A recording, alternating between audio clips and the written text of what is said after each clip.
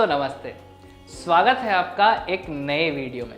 Previous video में हमने देखा कि किस तरह से हमारे सराउंडिंग्स में हमारे आसपास चेंजेस होते हैं और साथ में ही हमने ये जाना कि कुछ चेंजेस टेम्पररी होते हैं और कुछ चेंजेस परमानेंट होते हैं, जिसका मतलब है कुछ चेंजेस को रिवर्स किया जा सकता है और कुछ चेंजेस को रिवर्स नहीं किया जा सकता। और अब इस वीडियो में हम फोकस करने वाले हैं on the types of changes. चलिए शुरू करते हैं इस वीडियो को और पहले बात करते हैं रिवर्सिबल और इरिवर्सिबल चेंजेस के बारे में। Some changes in our surroundings are temporary and can be reversed and some other changes are permanent and cannot be reversed. On this basis, the changes in our surroundings are classified into two broad categories: reversible change and irreversible change. इसका मतलब है हमारे surroundings में जो changes होते हैं उनमें से कुछ चेंजेस टेम्पररी होते हैं, कुछ समय के लिए होते हैं और उन्हें रिवर्स किया जा सकता है, और कुछ दूसरे चेंजेस ऐसे होते हैं जो परमानेंट होते हैं, यानी कि हमेशा के लिए होते हैं और उन्हें रिवर्स नहीं किया जा सकता। और इस बेसिस पे हमारे सराउंडिंग्स में, हमारे आसपास में होने वाले चेंजेस को हम दो ब्रॉड कैटेगरीज में डाल सकते हैं: reversible change and irreversible change. अब आइए इन दोनों चेंजेस को हम डिटेल में समझते हैं। पहले हम बात करेंगे रिवर्सिबल चेंजेस के बारे में। Changes that can be reversed by reversing action or changing conditions are called reversible changes. इसका मतलब है ऐसे चेंजेस जिनको रिवर्स किया जा सकता है किसी एक्शन को रिवर्स करके या फिर कंडीशंस को चेंज करके, उन्हें हम रिवर्सिबल चेंजेस कहते हैं। For example, rolling of a chapati from a dough, या फिर folding a toy aeroplane from a piece of paper, freezing of water, या making a pot from mud before baking. यहाँ पे आइए इन एग्जाम्पल्स को थोड़ा समझते हैं। जब हम गूथे हुए आटे के गोले को रोल करके एक रोटी के शेप में ले आते हैं, ये एक रिवर्सिबल चेंज है, क्योंकि उस रोटी को हम वापस से गूथे हुए आटे के गोले के शेप में ला सकते हैं। इसी तरह से जो पीस ऑफ पेपर को हम अगर फोल्ड करके एरोप्लेन बनाएंगे तो उसको हम अनफोल्ड करके वापस से पीस ऑफ पेपर भी बना सकते हैं। तो इस तरह से ये चेंजेस जो है रिवर्सिबल चेंजेस होते हैं। और इसके बाद है irreversible changes. Changes that can not be reversed even after bringing about changes in conditions are called irreversible changes. यानी कि ये ऐसे चेंजेस होते हैं जिन्हें हम कंडीशंस को चेंज करके भी रिवर्स नहीं कर सकते। For example, baking of roti, rusting of iron, baking of an earthen pot, erasing pencil marks from a paper, या फिर कुकिंग ऑफ वेजिटेबल्स। हमने आटा लिया और अब हमने इस आटे से रोटी बना ली, लेकिन अब हम इस रोटी से दोबारा आटा नहीं बना सकते क्योंकि ये एक इरिवर्सिबल चेंज है। इसी तरह से एक पीस ऑफ पेपर पे अगर हम पेंसिल मार्क्स को इरेज कर देते हैं, मिटा देते हैं, तो दोबारा से वो वहाँ पर नहीं आ सकता, क्योंकि ये भी एक इरिवर्सिबल चेंज है। और इस तरह से ये सारे चेंजेस इरिवर्सिबल चेंजेस हैं। अब हम डिस्कस करेंगे types of changes based on changes in substances.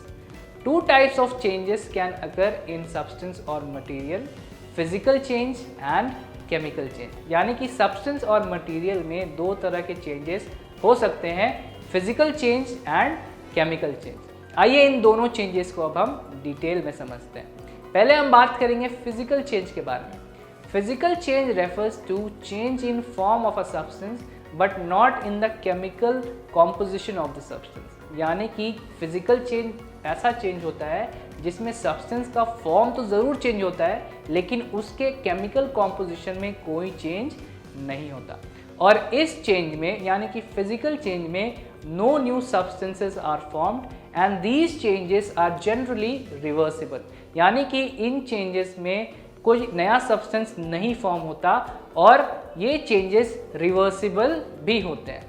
Energy is neither absorbed nor released during a physical change. यानी कि फिजिकल चेंज के दौरान एनर्जी ना ही एब्जॉर्ब होता है ना ही रिलीज होता है। For example, melting of ice, melting of wax and breaking of glass. यानी कि आइस का पिघलना, मोम का पिघलना और ग्लास का टूटना, ये सारे चेंजेस फिजिकल चेंजेस हैं, क्योंकि इन चेंजेस में फॉर्म ऑफ सब्सटेंस ज़रूर चेंज हो रहा है लेकिन केमिकल कॉम्पोजिशन में कोई चेंज नहीं हो रहा है।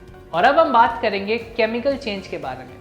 It refers to a change in which there is a change in the chemical identity of a substance, यानी कि ये ऐसा चेंज होता है जिसमें किसी सब्सटेंस की केमिकल आइडेंटिटी चेंज हो जाती है, बदल जाती है।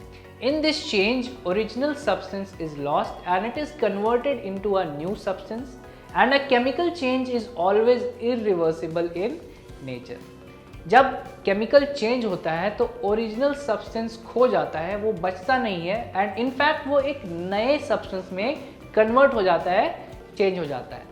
और एक केमिकल चेंज हमेशा इरिवर्सिबल होता है। एनर्जी इज आइदर एब्जॉर्ब्ड और released during a chemical change. इसका मतलब है एक केमिकल चेंज के दौरान एनर्जी या तो अब्जॉर्ब होता है या तो रिलीज होता है।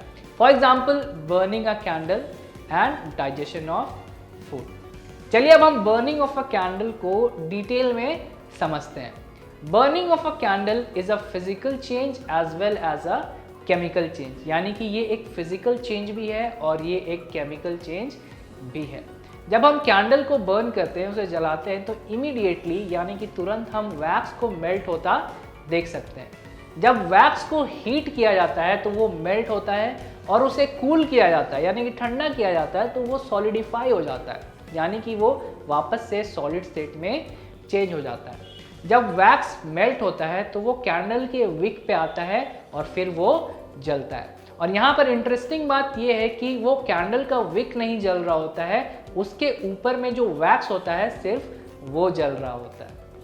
चलिए अब हम कुछ और एग्जांपल्स डिस्कस करते हैं जो हमें अपने डे टू डे लाइफ में देखने को मिलते हैं। पहला है कर्डलिंग और sharing of milk.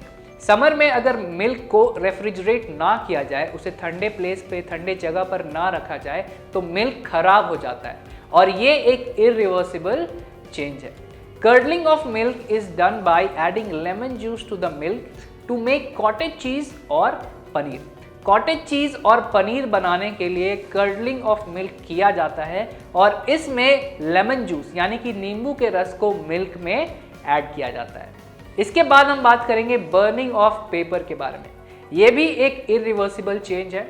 A new substance is formed once the paper is burned. Paper को जलाने के बाद एक नया सब्सटेंस बनता है, दैट इज ऐश, और इसे हम हिंदी में राख कहते हैं। और ये जो नया सब्सटेंस बनता है और पेपर जो होता है, जो ओरिजिनल सब्सटेंस था हमारा, इन दोनों के बीच में बहुत ही ज़्यादा डिफरेंस होता है। इनका अपीयरेंस भी अलग होता है, ये एक दूसरे से अलग दिखते हैं, और इनके प्रॉपर्टीज़ में भी बहुत ज़्यादा डिफरेंसेस होते हैं। इसके बाद हम बात करेंगे बेकिंग ऑफ फूड के बारे में। ये भी एक इरिवर्सिबल चेंज है, because we cannot get the original ingredients back after we have cooked them और बेक्ड देम। यानी कि अगर हम इंग्रेडिएंट्स को कुक कर लेंगे या बेक कर लेंगे और उससे हम कोई फूड आइटम बना लेंगे, तो उसके बाद हमें वो इंग्रेडिएंट्स अपने ओरिजिनल फॉर्म में नहीं मिल सकते। फॉर एग्जाम्पल एक केक बनाने के लिए हमें क्या क्या चाहिए होता है? हमें फ्लावर चाहिए होता है यानी कि आटा, हमें मिल्क चाहिए होता है, एग्स चाहिए होते हैं, और हमें चॉकलेट और ऐसे बहुत सारे चीज़ें चाहिए होते हैं। लेकिन अगर एक बार केक बन गया, केक को हमने बेक कर लिया, तो हमें ये सारे इंग्रेडिएंट्स दोबारा से नहीं मिल सकते, इसलिए ये एक इरिवर्सिबल चेंज है। इसके बाद है राइपनिंग ऑफ फ्रूट्स। ये भी एक इरिवर्सिबल चेंज है, because once the fruit is ripened it is not possible to get the raw fruit back. एक बार कोई फ्रूट पक जाता है तो उसका रॉ फॉर्म, उसका कच्चा फॉर्म हमें नहीं मिल सकता। अब हम बात करेंगे ब्लूमिंग ऑफ फ्लावर्स के बारे में। ये भी एक इरिवर्सिबल चेंज है, as flowers can not change into birds. ऐसे फूल जो खिल चुके हैं वो बर्ड में यानी कि कली में चेंज नहीं हो सकते, और इसलिए ये भी एक इरिवर्सिबल चेंज है। एंड लास्टली हम बात करेंगे burning of an incense stick के बारे में। ये भी एक इरिवर्सिबल चेंज है। इंसेंस स्टिक यानी कि अगरबत्ती जब बर्न होता है, जब चलता है, तो ये नए मटेरियल प्रोड्यूस करता है, such as ash and some gases. इन गैसेस को हम देख नहीं सकते, they are not visible, but we can sense them due to their pleasant smell, उनके प्लेजेंट स्मेल, उनकी अच्छी खुशबू की वजह से हम उन्हें सेंस ज़रूर कर सकते हैं। तो आज के वीडियो में इतना ही। मिलते हैं एक नए वीडियो में एक नए इंटरेस्टिंग टॉपिक के साथ। वीडियो में बने रहने के लिए थैंक यू सो मच।